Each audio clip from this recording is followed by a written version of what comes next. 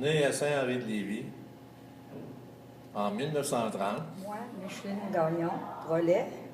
Je suis née en 1935 à Québec. Je suis Yvonne Bolduc Tremblay. Je suis nommée le 10 janvier 1923, oui, à Limoilou. C'est Madeleine Roy. Je suis née à Armand le 21 janvier 1930. Ça s'est passé à la ferme. J'ai aidé les parents parce que j'étais le plus âgé de la famille.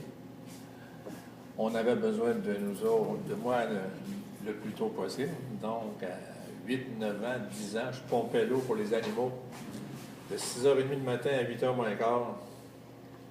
C'était assez dur pour un petit gars de 9 ans ou 10 ans, mais il fallait aider. Il n'y avait pas d'électricité à la campagne à ce moment-là.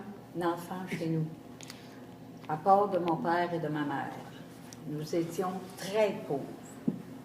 J'avais, je ne sais pas quel âge, 5-6 ans. J'étais dans les plus vieilles. Il fallait aider maman le soir. On avait une table de 18 pieds. On mettait les petites camisoles, les bobettes, tout ça pour le lendemain de chaque enfant.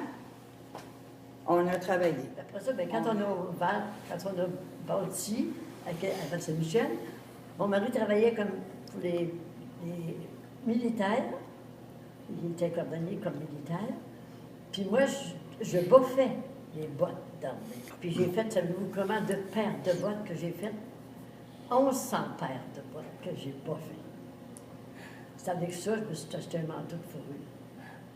Chez les cultivateurs, bien souvent, il y avait de l'eau de source, il y avait une source d'eau froide qui coulait dans la pente du terrain, pas loin des bâtisses, ou au sous-sol de la maison, chez nous, il y avait un grand trou de 3 pieds probablement de profondeur. Je ne sais pas si c'était plus creux que ça, mais je sais qu'il y avait un contenant de métal où ils mettaient la viande, puis du sel, puis de l'oignon, puis un rang, dans le contenant de métal, dans l'eau froide. C'est ça qui conservait la viande. On allait chercher ça morceau par morceau. Ben, la maman allait chercher ça morceau par morceau quand on avait besoin pour nourrir sa famille. La viande, Chez nous. on avait la viande une fois par semaine. Le bœuf, je parle dans les chantiers, on avait les quartiers de bœuf, on avait une cabane en moustiquaire, puis avec un toit, puis accroché. Quand on avait besoin de la viande, on allait couper le morceau de viande. Les Indiens, c'est ça qu'ils font, pour garder leur viande. Puis là, on enlevait le dessus, et le suif coulait. Puis la viande était à froid. Un grand contenant de métal. La viande, on la faisait cuire tout de suite, une semaine. Elle restait une semaine accrochée après dans la cabane à moustiquaire. Le bœuf, le porc, ça ne se gardait pas. Le porc, l'avant-moi. On avait toutes les viandes, c'était pas de poivre à bois, parce qu'il n'y avait pas d'électricité. Ma mère, elle n'avait pas besoin d'électricité, elle avait un bon poêle à bois. Et puis, pour garder de la viande froide, l'été, on n'avait pas de frigidaire. Quand on tuait les porcs l'hiver, on faisait geler la fesse de porc, et puis on le roulait dans un sac blanc, là. Et puis on mettait ça dans la boîte avec de la gîte par-dessus, on mettait le sac dans la boîte. Ça restait gelé, l'eau, une partie jusqu'à juin-juillet. Ah. Oui. Avec ça, à la gang qu'on était, là, on était 15. On allait ramasser des petites fraises. Puis ma soeur, qui était la plus vieille, était très autoritaire parce que ma mère était malade, elle était toujours enceinte. Et puis, le matin, là, il fallait aller ramasser les fraises. Ça ne me disait pas. Puis moi, j'avais peur du tonnerre, puis je guettais les nuages. Alors, moi, il fallait que j'aille. Hein? Elle a dit, tu vas venir, parce que moi, je ramassais le dos. Parce qu'on avait une chaudière à remplir de fraises, de petites fraises. Tu sais, des grosses chaudières. Hein? Moi, j'étais vite pour ramasser, hein, parce que je voulais que la chaudière soit pleine pour retourner à la maison. Chez nous, on aidait à maman parce que quand elle recevait, dans le temps des fêtes, même qu'on était pauvres, il y avait tout le temps du manger. Puis, on faisait 40-50 pontés, toutes sortes de nourriture, puis on mettait ça dans... Ça s'appelait un tambour, là, dehors, là. On mettait ça à geler dans des chaudières propres, là. C'est vidé, hein? C'est Dans quoi? des chaudières propres.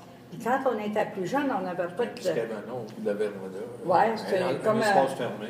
comme un cabanon, on appelait ça un tambour. À la maison, là, il y avait comme une espèce de cabane, puis après la maison, c'est pas chauffé, ça. On appelait ça un tambour.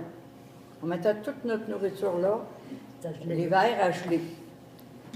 Puis l'été, bon, on achetait de la glace, là, des gros cubes de glace avec des grosses pinces, là, pour mettre notre manger dans ça. Il n'y avait pas de réfrigérateur. Il ne fallait pas conserver notre manger. Fait que c'est ça. On faisait un jardin immense. Le matin, quand on faisait le jardin, tout le monde arrêtait de travailler. Le jardin se faisait dans la journée. On plantait jusqu'à 400 plantons pour nourrir toute la famille, parce qu'on n'achetait rien de l'année. On canait tout. On avait du certissant, la viande, pour faire les pâtés à viande, c'était le boudin, c'était les crotons, tout se canait. Puis on était les filles qui travaillaient. Ça, c'est dur pour le voir.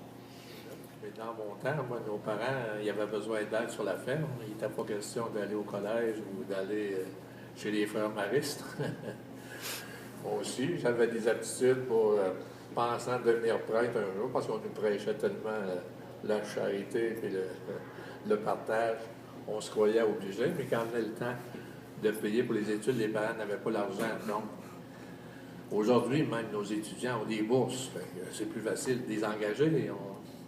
Ah, moi, j'étais jusqu'à la 6e année. Ça n'a pas été bien long. 6 ans, jusqu'à la 7e année, c'est pas... Mais dans ce temps-là, la 6e année, elle valait plus qu'aujourd'hui. Aujourd'hui, ils n'apprennent rien. À part des calculatrices, là, puis des petits jeux, là. C'est vrai. Enfin, ils ont plus... Je me souviens, mais en 7e année, là, ça pouvait faire un secondaire 2 ou 3, là, dans ce temps-là. Aujourd'hui, ils ne savent même pas écrire sans faute. Moi, j'étais bien malade de 25 ans. Ça fait 27 ans. Ça vaut la peine. Ils m'ont enlevé un rein, puis j'ai eu la chimio pendant 10 mois. Puis, moi, j'avais promis à la Bonne Sainte-Anne, si je revenais à la santé, je dirais un rosaire tous les jours. Un rosaire, vous savez, c'est quoi? 3 chapelets. 3 chapelets. Par soir. Fait que moi, j'avais promis ça, mais ce que je ne savais pas, je ne pensais pas de vivre si vieille. Elle est encore prise. Là, je suis encore pris avec mes chapelets. J'ai 91 ans. Puis, j'ai encore mes 3 rosaires le soir, 3 chapelets le soir. Je vous souhaite d'en dire encore. Le soir, il fallait faire notre prière.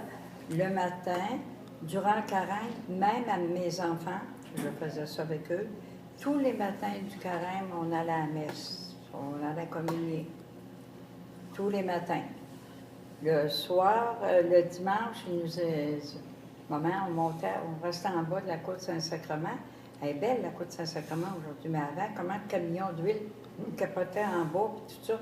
On allait là à pied, beau temps, mauvais temps. On allait à la messe le matin, on descendait déjeuner, on remontait, on descendait. Oh, Sainte-Mère, je t'ai dit qu'on l'a empêché dans cette juste de côte-là.